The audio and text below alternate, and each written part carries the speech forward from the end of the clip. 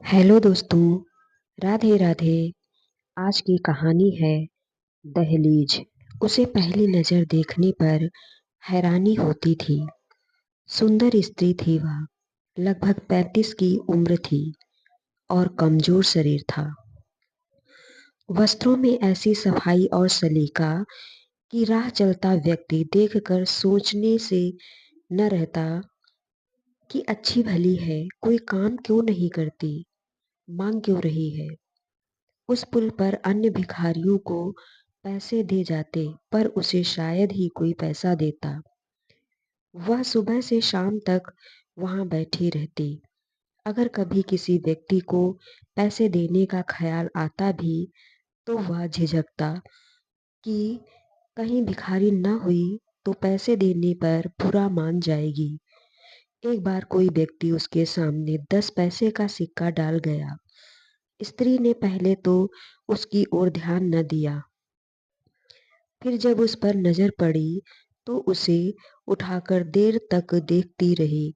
आखिर वह हंसने लगी और कुछ देर बाद उसे दूर फेंक दिया। वह पागल थी। वह अकेली नहीं थी, साथ में उसकी 2.5 वर्ष की बेटी थी, बिल्कुल उसी जैसे, नए नक्शों वाली। उसने सुंदर फ्रॉक पहना था। रोज उसका फ्रॉक बदला हुआ होता। उसके बाल संवरे हुए होते और चोटी में फूल लगा होता। अपनी माँ की तरह ही वह भी बहुत अकेली दिखाई देती। उसके चेहरे पर अजीब सी गंभीरता थी। वह माँ के पास चुपचाप बैठी रहती या पुल के जंगलों को पकड़े नीचे आ जा रही ट्रेन को देखती रहती। वह स्त्री कुछ पहले एक गांव में रहती थी। उन दिनों वह पागल नहीं थी। उसी गांव में वह सहेलियों के साथ बचपन में खेली, जवान हुई और ब्याही गई। ब्याह के बाद भी 2 वर्ष बहुत सुखपूर्ण बीते। यद्यपि घर में कलह कलेश था, सास और नंदों को कड़वी बातें भी थी, पर खुशियां भी थी। एक बहुत बड़ी खुशी की आशा में वह दिन गिन रही थी। बस एक हंसता खेलता बच्चा गोद में आ जाए, फिर और क्या चाहिए। पर वह आशा लटकती ही गई। 2 वर्ष और बीत गए। बहुतेरे यत्न करने पर भी उसकी कोख हरी न हुई तो उसे अंधकार दिखाई देने लगा। घर का वातावरण बदलने लगा। पति के रवैये में परिवर्तन आने लगा। उन्हीं दिनों घर में अचानक 2 मौतें हुई तो कहा गया कि मृतकों पर उसी की मनहूस छाया पड़ी थी। फिर अगले महीने गांव में 3 मौतें हुई तो उन व्यक्तियों पर भी उसी को मनहूस साया बताया गया। तब स्त्रियां उसकी छाया से बचकर रहने लगी।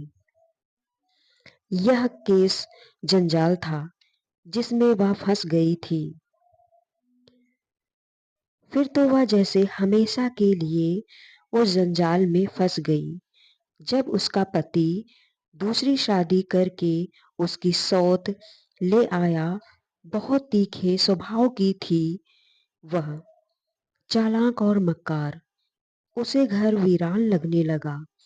एक भयानक जंगल जिसमें उसे डरावनी आवाजें सुनाई देती। वे आवाजें रात के समय और भी डरावनी बन जाती।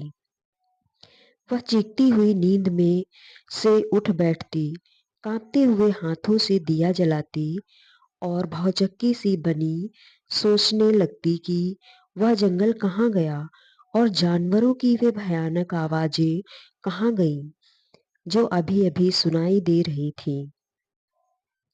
कुछ देर बाद वह दिया बुझाकर सो जाती तो फिर से वही जंगल देखती, वही चीखें सुनती और अंत में स्वयं भी चीखें मारने लगती। एक रात वह इसी प्रकार चीखती हुई उठी और घर से निकल गई। लोगों ने कहा उसे भूत पकड़ लिया है। वह आसपास के गांवों में घूमने लगी। एक बार एक स्त्री को उसमें देवी दर्शन हुए। उसने उसके सामने धूप जलाई और उसे खीर पूड़ियाँ खिलाईं। तब कुछ और स्त्रियों को भी उसमें देवी दिखाई देने लगी। फिर तो आस-पास के गाँवों में मशहूर हो गया कि उसमें देवी माता ने अवतार धारण किया है। अब उसकी चीखें बंद हो गई थी। वह हल्का-हल्का मुस्कुराती रहती। अब उसे न खाने-पीने की कमी थी, न पहनने की कमी थी। वह जिस गाँव में भी जाती, उसका आदर-सत्कार होता। फिर उसके बारे में मशहूर हो गया कि जिस पर भी उसकी कृपा दृष्टि हो जाएगी, वह दूध-पूत जो भी चाहे पा सकता है। वह एक नई दुनिया में जीने लगी थी, जो बच्चों की दुनिया थी। अपनी कल्पना में वह उन बच्चों से बातें करती, उन्हें खिलाती और लोरियां गाकर सुलाती। लोग सोचते वह फरिश्तों से बातें किया करती है। बच्चों की उस दुनिया में वह उस दुनिया को भूल गई थी जिसमें वह भटक रही थी। अब उसके सारे दुख कलेश मिट गए थे। उस दुनिया में न जहरीली शौच थी, न विमुख पति था, न भयानक जंगल जैसा घर था। 3 वर्ष तक वह इसी हाल में गांवों में घूमती रही। फिर एक बार वह ऐसे गायब हुई कि उसे किसी ने न देखा। उसको श्रद्धालु स्त्रियों ने बहुत खोज की, पर उसका कहीं पता न लगा। उन दिनों उसे अपने अंदर एक बच्चा साकार हो रहा महसूस हुआ था और उसे डर था कि उसे कोई छीन न ले। सो वह उन गांवों से दूर चली गई थी। कुछ ही महीनों में उसकी कोख भर गई थी।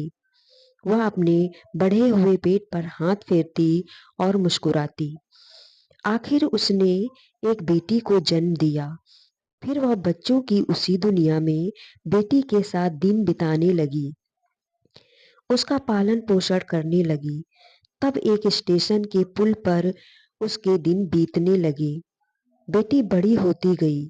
उसके संसार में माँ के अतिरिक्त रेलगाड़ियाँ थीं, इंजनों की चीखें थीं, उलझी हुई रेलें थीं और लाल, हरी, पीली बत्तियाँ थीं। वह पुल के जंगल में से उस संसार को देखती रहती। कभी कोई इंजन चीख मारता हुआ नीचे से गुजरता तो वह भी खुशी में चीख मारती, तालियां बजाती और इंजन के उड़ते हुए धुएं को दोनों हाथों से पकड़ने का यत्न करती। एक अलग दुनिया थी बेटी की, एक अलग दुनिया थी माँ की। वह बहुत खुश थी। अब यद्यपि वे पहले वाले दिन नहीं थे जब उसे गांवों में खाने पहनने की कमी नहीं थी, पर अपने कई अभावों में रहकर भी खुश दिखाई देती थी। उसका शरीर कमजोर पड़ता जा रहा था। वह ज्यादा खर्च बेटी के खाने पहनने पर ही करती थी। वह स्वयं कम खाती, कभी भूखी भी रह लेती। उसकी पूंजी दिन प्रतिदिन कम होती जा रही थी। उसे डर था कि जब हाथ में एक भी पैसा न रहा तो वह क्या करेगी। एक दिन वह बैठी हुई अपनी दुनिया में खोई हुई थी और उसकी बेटी पुल के जंगलों को पकड़े लाइनों की ओर देख रही थी। सामने से धुआं छोड़ती हुई ट्रेन आ रही थी। इंजन चीख पर चीख मार रहा था। फिर जब इंजन धुआं छोड़ता हुआ पुल के नीचे से गुजरा तो वह फिर जोर से चीखा। उसी समय एक और हृदयभेदी चीख सुनकर वह स्त्री अपनी बेटी की ओर लपकी, पर बेटी वहां नहीं थी। गाड़ी पुल के नीचे से गुजर चुकी थी। स्त्री ने आंखें फाड़कर नीचे लाइनों की ओर देखा तो उसकी चीख निकल गई। लाइनों में उसकी बेटी गिरी पड़ी थी और उसके फटे हुए सिर में से लगातार खून बह रहा था। उसके आसपास लोग जमा थे। फिर वह पागलों की तरह चीखी और पुल से नीचे छलांग लगाने के लिए चली तो लोगों ने उसे पकड़ लिया। आखिर वह अस्पताल में अपनी मरी हुई बेटी को एकटक देख रही थी।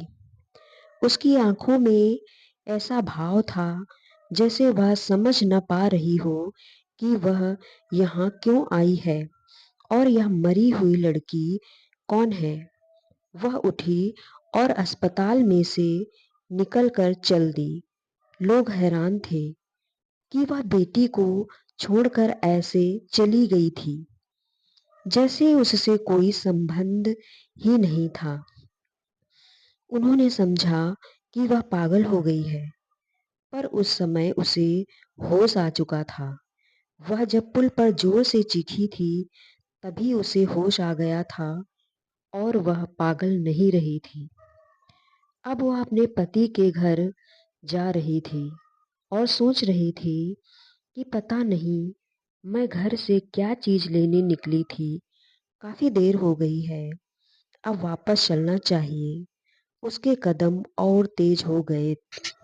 तो दोस्तों, कैसी लगी आपको यह कहानी? कमेंट करके हमें अवश्य बताएं। आपका एक लाइक, एक कमेंट हमें बहुत मोटिवेट करता है। Thanks for watching.